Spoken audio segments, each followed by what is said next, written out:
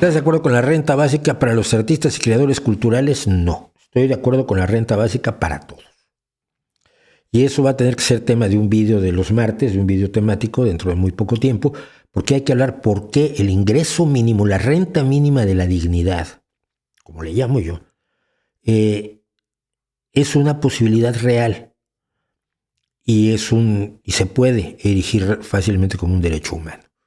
Entonces, yo creo que tenemos que tender hacia esa renta básica, y ya sé lo que me van a decir los liberales y Juan Ramón Rayo y su ballet.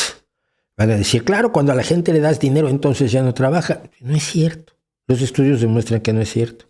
Los estudios demuestran que si a la gente le regalas dinero, siempre quiere más. Los estudios demuestran que cuando se ha dado una renta básica, la gente no se conforma.